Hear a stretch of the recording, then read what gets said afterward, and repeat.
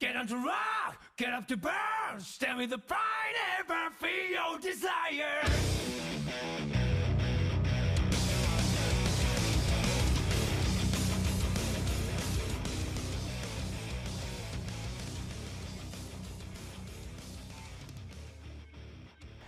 Hello everybody, good morning, afternoon, day, night, whatever the fuck you have going on. This is episode 4 of Rambling Mad. Yes, unfortunately, it's just me, all on my own, lonesome. So here's what we're gonna do. It's gonna be a little bit more structured, might be a little bit more shorter. And sorry it's super late, because we had Labor Day over here in Canada. So I had, less time to deal with. And I hope you don't mind. I have my sip of water, and we'll get started. Okay. Alright, here's the thing. So, you're going to notice a few new things. Over the course of the weekend, I have changed the look of the channel a little bit. We now have a defined look. As you can see, the logo is a tad bit of a work in progress, but it's getting there. And that's the general idea I wanted to go for. Why do I have to sign me in, YouTube? Jesus. But yeah, we have the R in the front and the M in the back. I genuinely wanted to go for something like that, something that you can see that was rambling first, then the mad. It's red and black and white, but I'm looking to change that to match the aesthetic of the banner. And the banner, I'm really proud of the banner. Hopefully you'll see a full version of it in the video that'll be coming out. It's not going to be coming out later today, but it's probably going to be out tomorrow, which will be the 5th. So this is going to be for the 5th. Next, we go for... I'm planning for the banner, or the video that you're going to see. It's the Nick Cage. I'm going to keep the Nick Cage aesthetic. It's going to be synonymous with this channel. So don't expect anything different. At least not for a while, unless one of the other idiots decides to complain. But that's whatever. So what we're gonna do is I'm thinking of like maybe every month or every other month changing the image or the Nick Cage image in the front to like kind of better reflect, just to have something new to look at. So it's, anybody who's watching this is only for video users, if I'm being honest. But it's mainly just to change the look out and see how you guys think about it. And yeah, that's the gist of that. So how's my days and my life going? I know you don't give a shit about my life, but I'm gonna tell it anyways because this is my goddamn podcast, and nobody's here to stop me. So fuck you guys, fuck everybody else. So over the long weekend, I went to the CNE, which is the Canadian National Exhibition, and it's basically just like, here's one day, or here's like a couple weeks in the year a week I think, and it's just like a bunch of shit you can do there. You pay $20 to get in. You can get a bunch of fast food places just kind of come together, make a bunch of booths. It's if you've ever been to an exhibition or like a national, just like a little event that your city will throw, it's like that. But at this event, there was a wonderful, wonderful thing called the blooming onion. And this blooming onion is fucking delicious, let me tell you. It's like eating like 500 packs of the onion rings. It is really bad for you, but at the same time, it's fucking delicious. They give you like fucking chipotle mayo sauce, and you have this like, basically what they do is they take like a whole onion, cut the stem off, and then they put it in this like press. This press like expands it, and it like kind of blossoms it out so it looks kind of like a lotus. And then what they do is they dip that in oil for like a minute or two, take it out, it's all crispy on the outside, and then they plop it on a plate, take out the middle, put the sauce in between, and now you have this crazy fucking onion that's like spread it out like a fucking lotus with like sauce in the middle, and it's just, mwah, it's delicious. It's a 2-person meal, by the way, so if you ever see it, or if you're ever in Canada for whatever fucking reason, and there's an event going on, grab the blooming onion. It's a nice 2-person meal that you can share, but make sure you sit down when you eat it, because that shit's hella messy. Then after, you know, I've been expanding my culinary skill sets, because it's just something that I feel like every adult should do, especially males. It's just nice to know how to cook, and it's good, you know, because you kind of need it to survive. But yes, I've learned how to make shepherd's pie, which isn't that difficult. And I made one day I was just like, fuck it, what do we have? So took a chicken, tossed that bitch in the slow cooker, stuffed it with veggies, put a little bit of liquid on the bottom,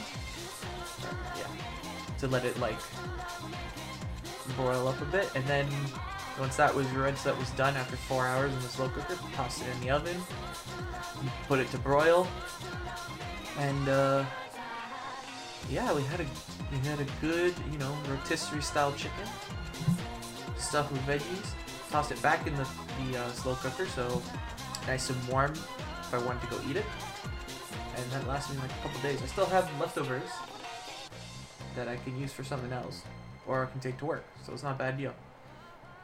So, cooking's good, guys. It's actually, once you get used to it, it's not that difficult, and you can kind of have freedom with it, and that's the good thing about it.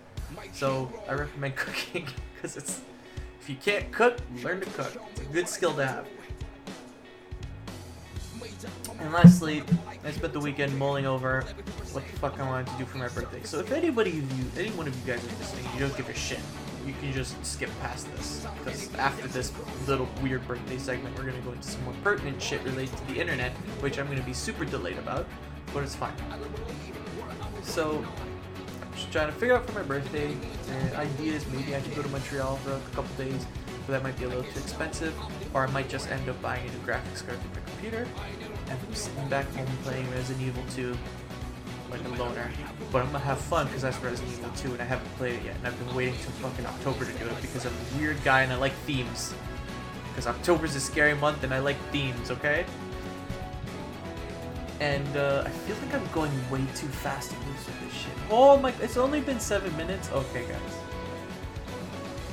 That's not a bad introduction, okay? We gotta get to the big shit. Projared, my dude, you're not listening to this, but if you are, why didn't you come out with this sooner? Alright, for anyone who doesn't understand what I'm talking about, this is the Projared news.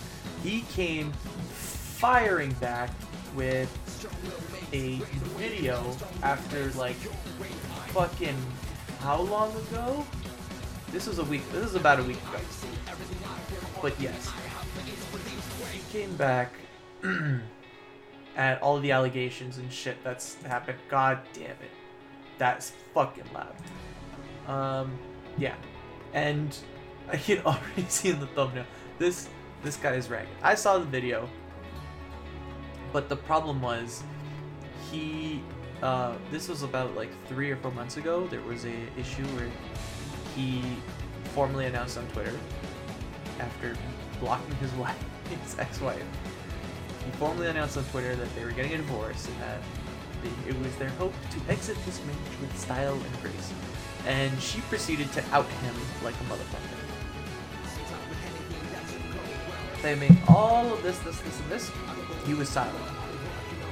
This was red flag number 1. He was silent. Next, out came the Tumblr blog that had all of the nudes and shit, and that was issue in and of itself. I was watching once everything started dropping, I was watching videos, and to be fair, I was on the bandwagon that I was starting to believe a lot of the allegations because of mob mentality, all of that. It kind of sucks you in. But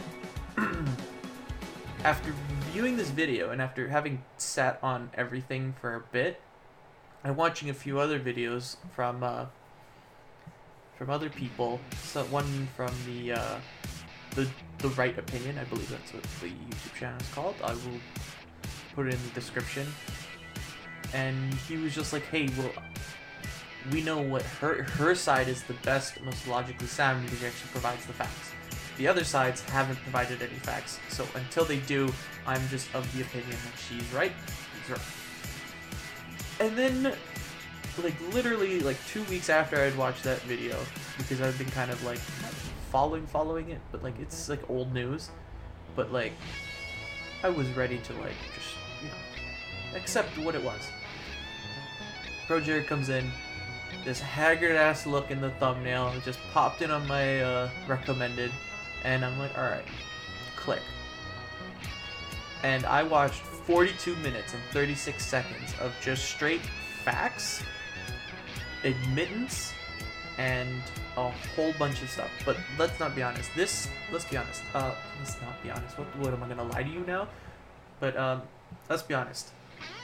This was a comeback video, through and through. He made it for the express purpose of, you know, airing out everything, and although it took him a while, it was clear to see that he did a lot of research, he did a lot of preparation, and he did a lot of, he wanted to make sure that everything was straight before he made a video. And although it's really late, I do appreciate that as a person who used to be a subscriber from my own personal YouTube channel that I use for other stuff. But, so I'm going to go into detail a bit more about what he addressed. And one of the first things he decided to address was arguably, which was the most important thing, before everything else, which is the smart thing to do. It was the allegations of pedophilia and yeah, just like the general like outlook on the whole situation. So he comes and he talks about the two biggest offenders, or the not offenders, but like the two biggest like accusers. And I don't want to go into detail with their Twitter handles, but because they both have the same name, but I'm just gonna not delve into it. The long story short, one person was either going through some serious mental trauma or was lying about that serious mental trauma around the time that was happening. So either or, their own stories in their own blogs kind of outed them and basically made them to be liars. So either way you looked at it, because like if you take that story for its truth, then through that gap of time that he made those accusations, he was not in a clear mindset to be corresponding with Jared at all. And Jared doesn't recall ever corresponding with him because he doesn't have, he's looked through his text logs or anything, and he hasn't been able to pull up any information on them. But he has for the other person. And the other person was selectively picking and choosing information to show to the public. And that was the most damning piece of evidence for them. But yet, he ended up revealing the entire chat log, which highlighted some key facts. That person deliberately lied about their age, and that person, although that person said that he was hounding him, they were actually the one hounding him.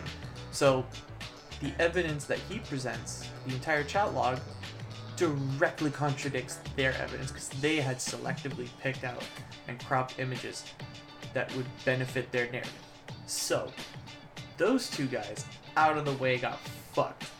And I was like, sick. Good. I understand you're not a pedophile and I respect that, and good on you for fighting that. You shouldn't have to live up to those fucking accusations. Jury is still out in my opinion that he's a cheater because he says he has the proof, but he's unable to show it. And I understand because it's court proceedings and that shit's serious, and you don't want to he's already kind of stoking the fire of their divorce. But at this point, those serious allegations are gone. And I respect him more because the marriage isn't what really was the issue, in my opinion. It was those serious allegations of rape and pedophilia. Well, not rape, but just pedophilia. Whatever he did with his wife, that's between them. Like, none of us, or no one should be worried about that shit. And the fact that he's even going out of his way to kind of, like, mention it, because it has been a big issue for him. And throughout the entire video, he even admits that the Tumblr blog was a dumb idea, and that it was his fault. Like, he wanted it to be a body-conscious space. Which is a respectable thing, but at the end of the day, in his position, he shouldn't have done it. I'm like waving my hands like you guys are fucking listening or like watching me speak. Like, that's not how this fucking works. But yeah,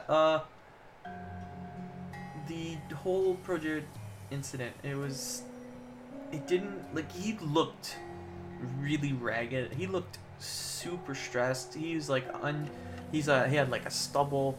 He was just like, oh god, like he had that oh god expression, just like going through all that information and having to recount those details and having to look through everything. He just looked fucking wrecked.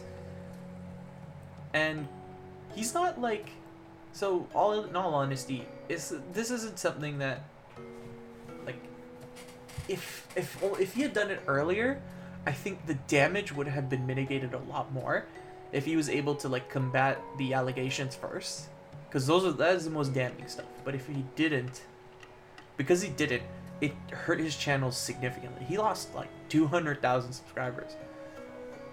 Now he went up, because I remember, no, he lost like 300,000 subscribers, and now he's up. He's up like to 876,000. So as of this video, as of today, I don't know what it's gonna be like tomorrow or the day after, but I hope that his video has hit trending or something. I'm gonna link to it so that everybody, or I'm gonna link to his actual page so that you guys can like watch through the other videos after watching that, and you can kind of form your own opinion. And I think that's the best thing that everybody can do. And I think that's what this and a few other things I'm gonna talk about later. But I think that's the best thing we can do for this situation. And so I'm just gonna highlight that he felt very honest and open. He was admitting to things even though he didn't need to, but he did because that was out of honesty, and it's what you should do.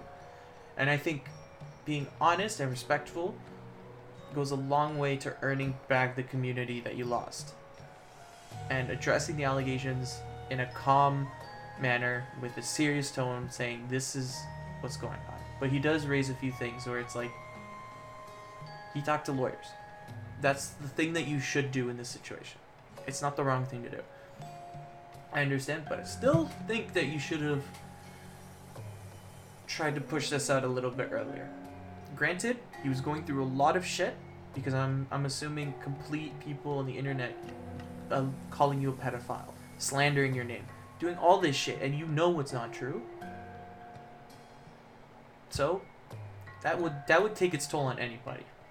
So although it is late, precisely like 2-3 months late, it is the right thing to do, and the fact that he did it goes a long way into earning the community's trust. Even though he didn't do that, it is the fact that it is it is important that he did, because it shows that he's committed and that he's not what everybody says he is. Okay? Okay.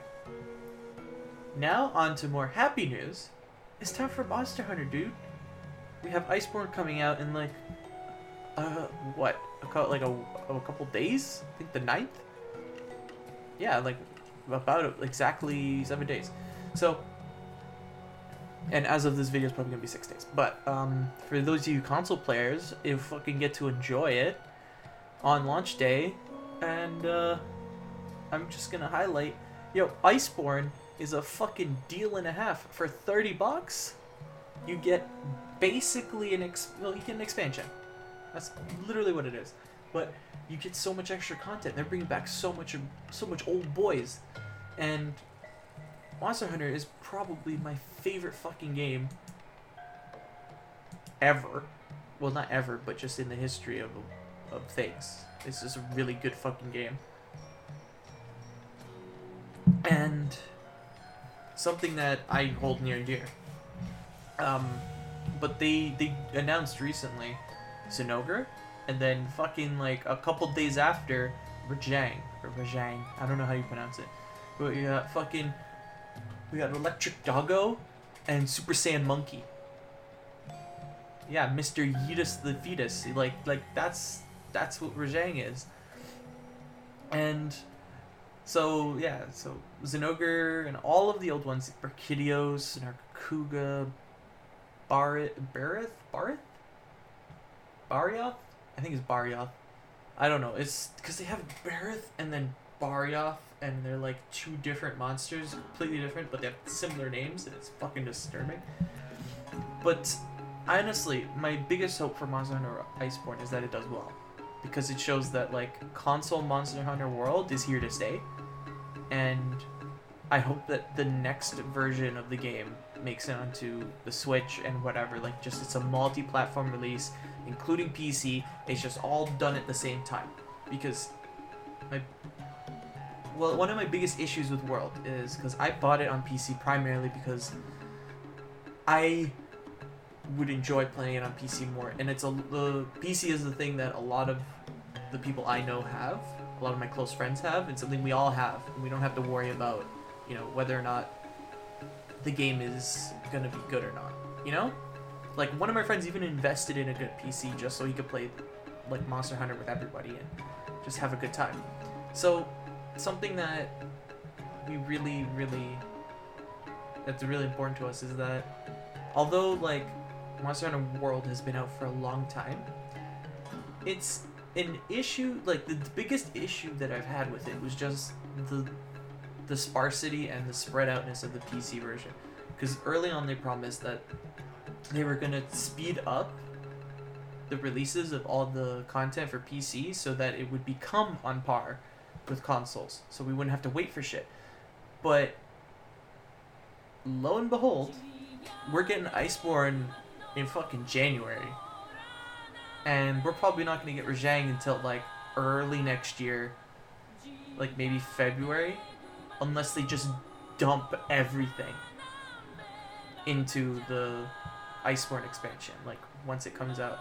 So it sucks that a lot of PC players, including myself, are gonna have to sit there and be like, you guys enjoy Iceborne when we're like still in base game, you know? But Iceborne is honestly, though, it is worth it. It looks like it's a worthwhile addition, because it's not only adding a new rank, it's adding a new story, it's adding new monsters, like returning favorites from the histories past. So it's looking like a really good, like for $40, it already, like from what we've seen already, it already looks like it's like a $60, it would be like a $60 edition, but it's for $40 because it's an expansion. And I think that's a great thing, and I hope that those developers stick with that kind of model, because before if you were a Monster fan, oh boy, you had to deal with buying an entirely new game just to get the newest features. And like, holy shit, fuck, like okay, I'm just gonna brief overview of my history in the series. I started on Monster Hunter Tri, which is a Wii game. I sunk in like 300-400 hours, something like that. Most of it was online, just hunting like crazy and grinding and just like learning. I was shit at the game when I first started. I remember one quest and I was just like, yo, my weapon is super dull. And someone sent me whetstones. They're like, dude, just buy them. They're cheap in the store. And I was like, what? And then overall, I decided, this is the first game that ever made me decide to like go on the internet and converse and like talk to other people to like learn the game. It was weird. I had this weird incentive to learn it. It was the first game that made me want to learn its systems, get better. And I got better, over time, and I remember playing through Monster Hunter Tri. I did every quest. I didn't get every armor, but I got all the armor I wanted. I knew which days would be the event days for like Jen Moharan, all this crazy shit. I played that game on like crazy. And I managed to, I hopped back into it just before the servers closed and Monster Hunter 4 was coming out, just to like, reminisce, look through all my stuff. I didn't manage to get a full Latrion set, but I did manage to get a kill on it. So that was my way of justifying that I beat it. Like, I beat both the single player story and the online story. It was the way I could justify it for myself. And then after that, the series was dormant for like a good 5-6 years. And then I saw a video on YouTube when I was in high school. Remember, it was like a couple years. I was like 10, 11 when I was playing. I think 12 at the latest when I was fucking playing Tri. No. I bought Tri late. I was like 13.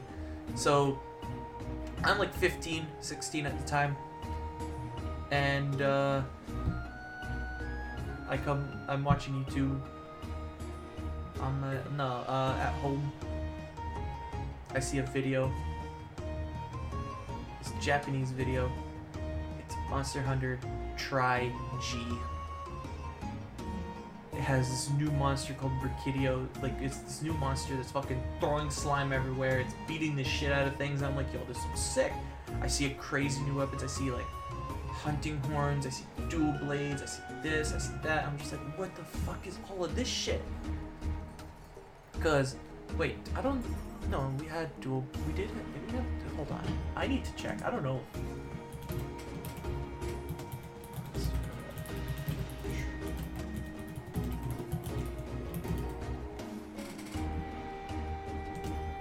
Yeah, Monster Hunter Tri never had dual blades. So, imagine my first time seeing dual blades. Now, take this in. To be fair, there was a game that happened in between those two, and that was Monster Hunter Freedom Unite. And I know a lot of people played that as their first, and that was basically Tri but without swimming. And I skipped out on that because I didn't have a PSP. But I did have a 3DS, and I was getting a Wii U. So, over time, I saw the game came out. I was like, alright, sick. And then they announced a port for the Wii U version, and I was like, oh, it's gonna be dumb. It's gonna be like, you can have both versions, and you can transfer your save data, so you can play at home, and then transfer your save data, and then go to school or whatever, and do whatever. And I was like, yo, that's sick. I wish it came out in the West, though. And so, Japan, unfortunately, they're relegating that series over.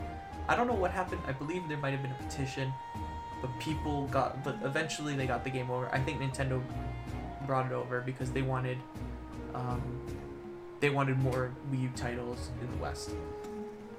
Or I don't remember the exact excuse, but I remember I saw the English trailer one E3, and I was like, fuck yes, I bought Monster Hunter. I bought Monster Hunter on the 3DS and the Wii. I bought both versions. I have them chilling on my shelf behind me. And I fell in love all over again with the series. It was amazing. But this time, something different happened. I had a friend to play with me. One of my friends, and still my friend to this day, and I got him hooked on the series because it's a wonderful series to just, it's not a series that's very monotonous. Like, you still have to think when you play, but you can also like just kind of play it and hang out with people, and it's always fun because it's like, it's engaging. Because for anyone who's, I don't know why you'd be listening to this and then at this point not be familiar with the game, but if you're not familiar, Monster Hunter is basically fight bosses the game, and the only thing you have is like, you have builds that you make, or characters that you build your character in a way that you can fight these monsters, grind for their loot, use their loot to make better armor and equipment so you can fight harder monsters. So it's just this kind of gameplay loop that I've always enjoyed it. And I think it's a really nice series to get into. But to get back onto the history, my history with the series, 3 Ultimate was like the golden years, you know? It was years where I started falling back into the series, and then I had my friend there, so I was teaching him how to play it. And I was starting to teach him, like, hey, you should grind for this, you should grind for that. The farm is your best friend. Always carry whetstones, always carry this. Always, if you're going out to a cold environment, always grab some cold drinks. If you're going out to a hot environment, always grab some hot drinks. Never forget that. Always eat before you go out. Gives you buffs.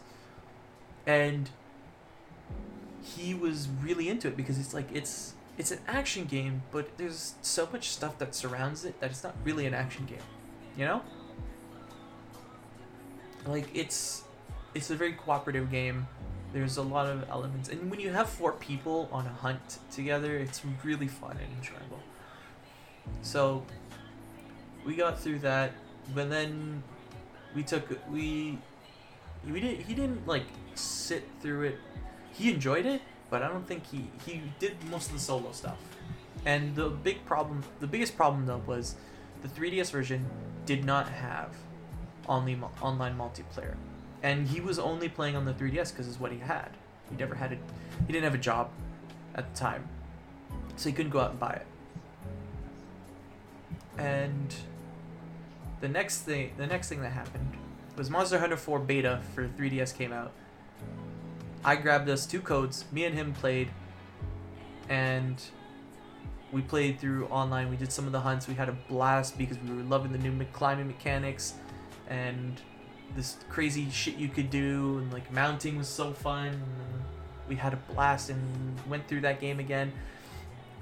I managed to hit G rank. We both, I think, managed to hit G rank, but we never got farther. I to this day haven't progressed any further in G rank, just like the first couple quests.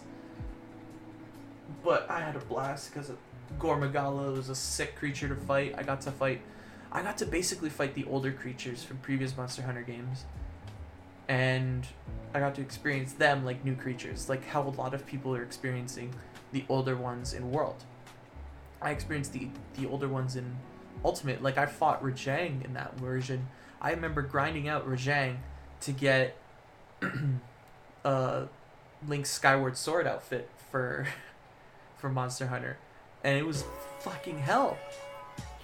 Because imagine fighting a Zinogre, okay, and then you fight a Kirin, and then after you fight Rajang, it's like 3 back-to-back fights in a row, and you have to survive. And you have to do that multiple times to get the right amount of tickets, and then to get the right amount of equipment you need.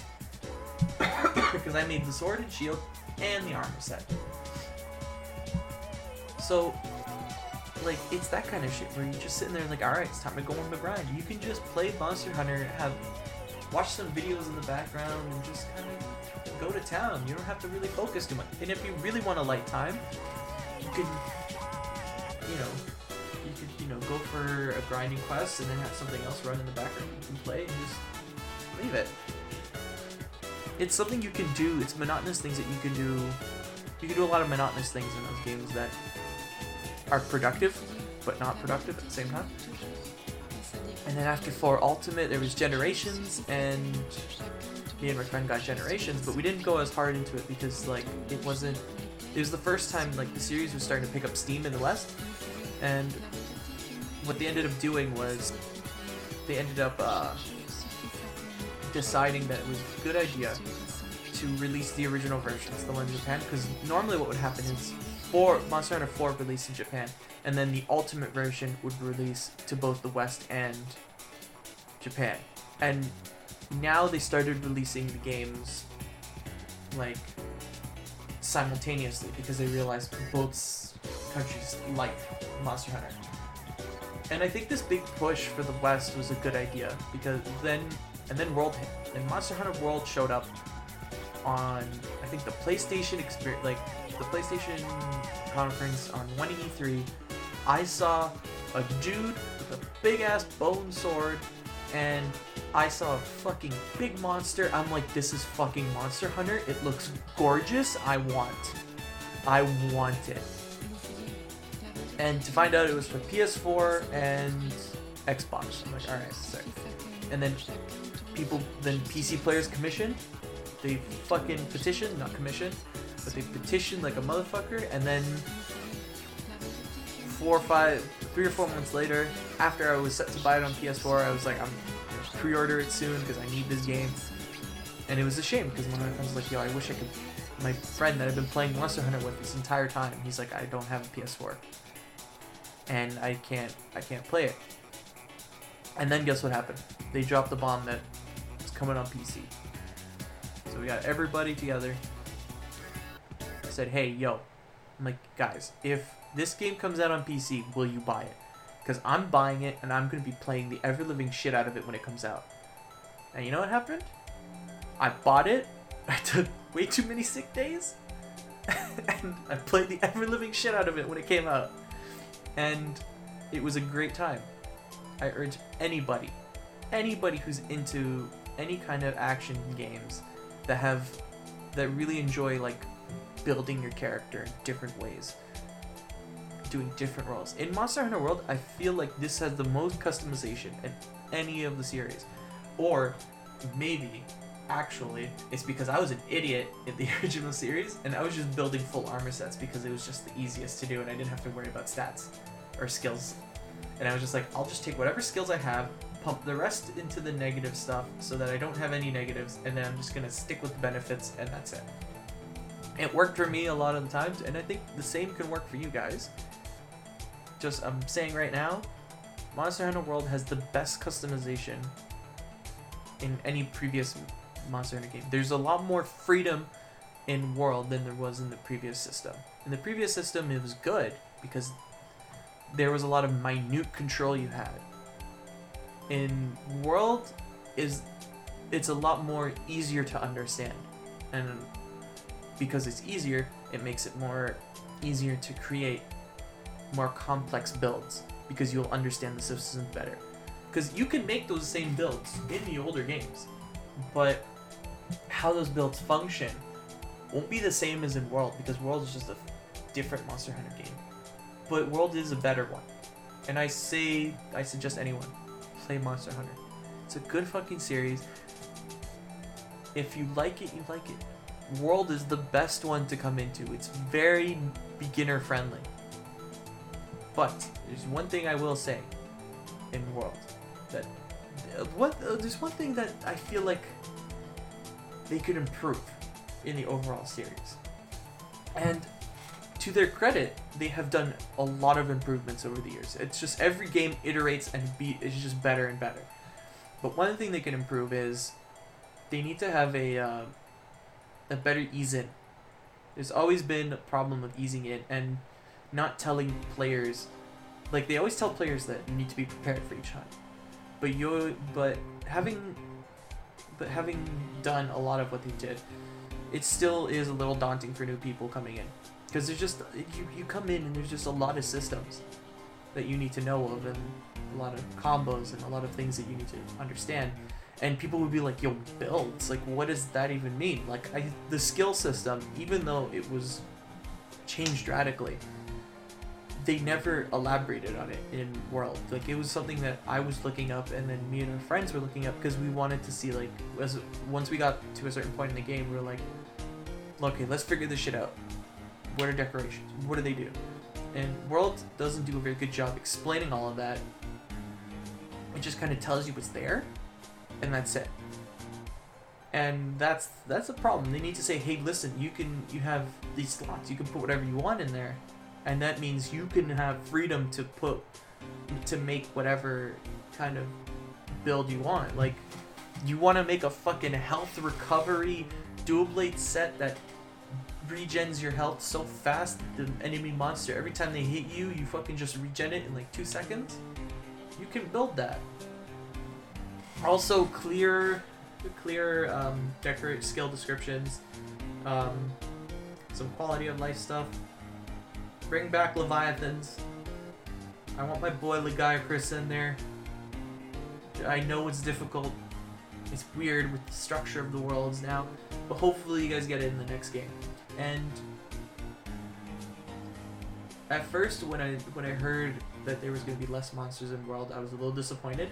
But then I saw the quality of the game, and I played the beta or the playable demo or whatever before it came out, and I was just like, no, this is tight, this is refined, and this is a lot better than the original. To have a seamless open world, to have monsters that battle with each other while you're fighting, another monster will just swoop in and just fucking crazy animations will play out and just cool effects will happen. It's just, all of these improvements was worth them taking out a few monsters. And you know what they did? They're like, alright guys, we know there's less monsters than we wanted. So for the next year or so, we're just gonna, you know, toss in new monsters every couple months and do new events and stuff like that. Like, it's just a great series. The developers care about their shit. And if you want a game that you'll get a lot of hours out of, you'll get a lot of time, and you have a genuinely good community, you have a lot of support from the developers, it's just all around, it's a really good game. And if you anybody should get into it. So, reminiscing on all of my history with Monster Hunter, I've also been reminiscing on Spyro the Dragon, because it came out yesterday. Yeah, it came out yesterday for the Switch and PC, and I bought it on the Switch because I want Spyro anywhere I go, and it's useful for those days where I hit my data cap and I need something to do on my way to work, so I just bring my Switch now. It's been a blessing, and I've got to say, compared to the Crash trilogy, there's two things. One, the Spyro trilogy does a little bit more for the glides and the jumps and all that stuff. They went into super crazy detail. They've added some refined elements. Like when you glide, if you're just slightly below, Spyro can do an animation to kind of like prop himself up onto the platform.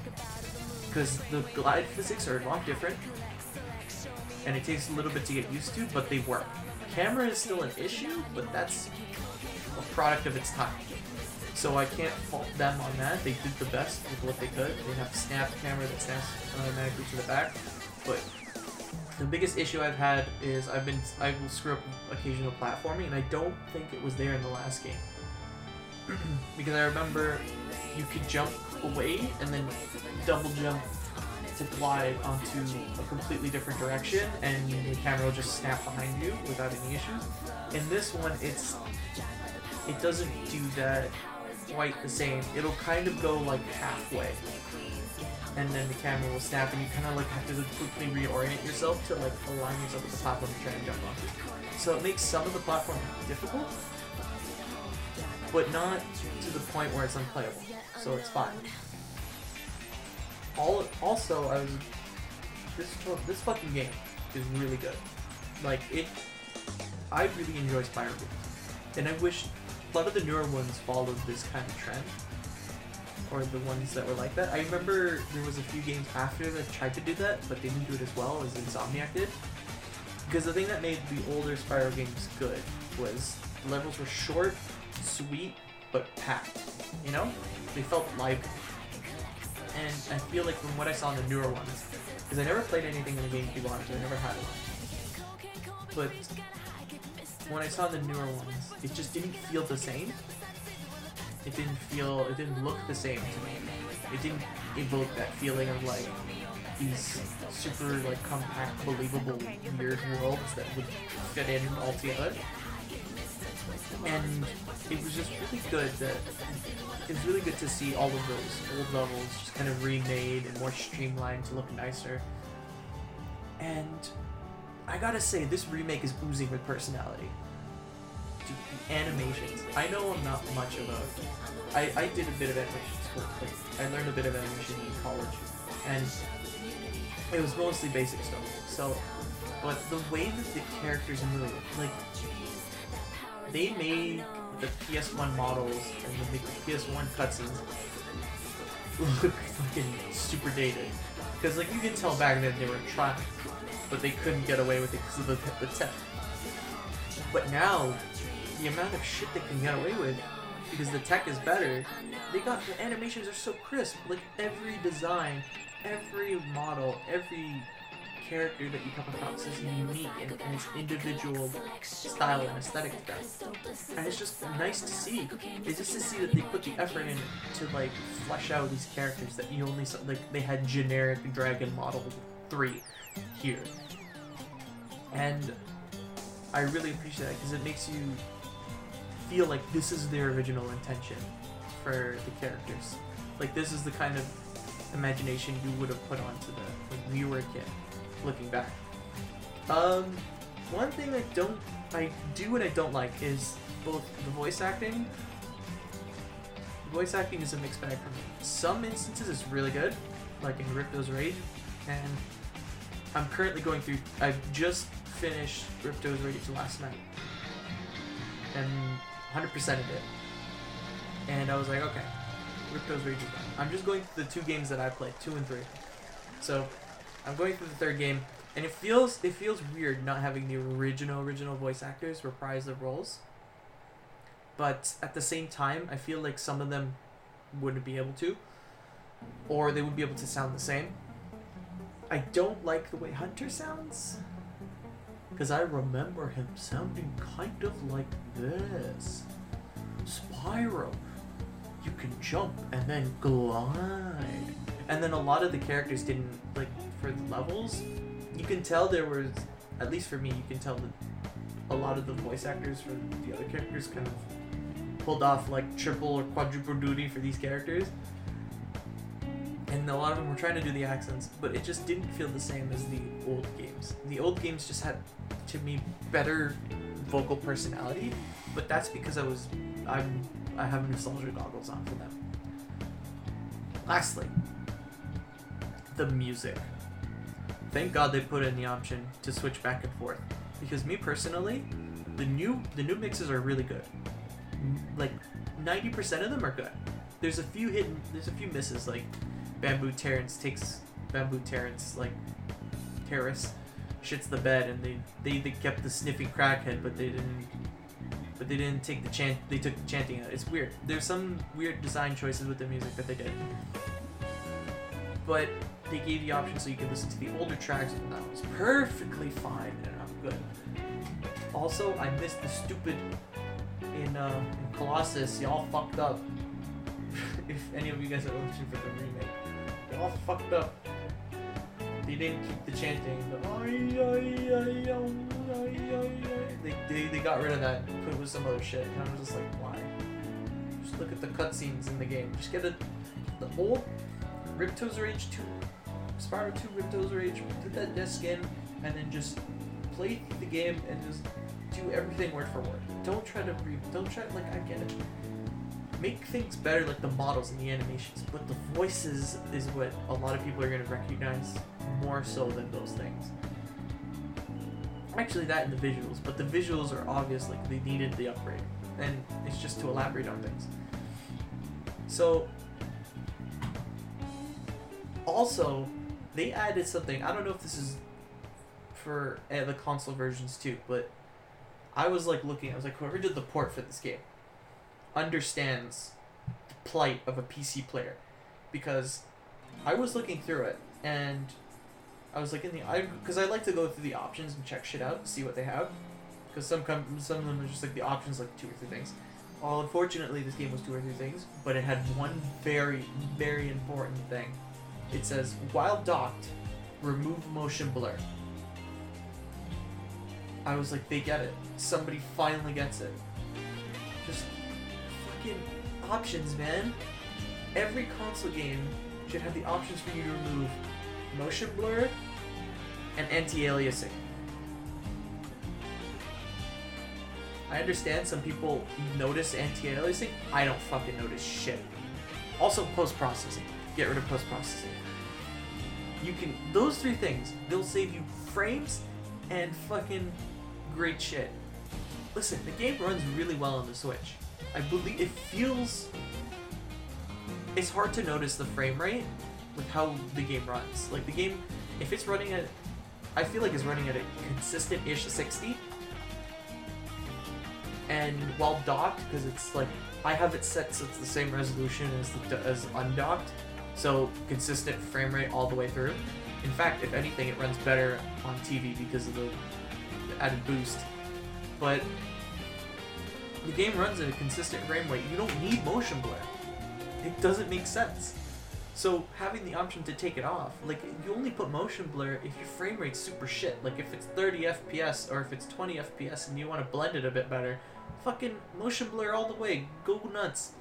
But on a smooth game, you don't need motion blur. It's already gonna be natural motion blur when you move the camera. You don't need fucking more. You don't want to turn the camera and it's just fucking smears everywhere. That's disgusting. And I'm glad that they did that because I feel like every game should have that, regardless of where it is. Motion blur is dumb. It's too cinematic, and video games are not movies. I'm sorry.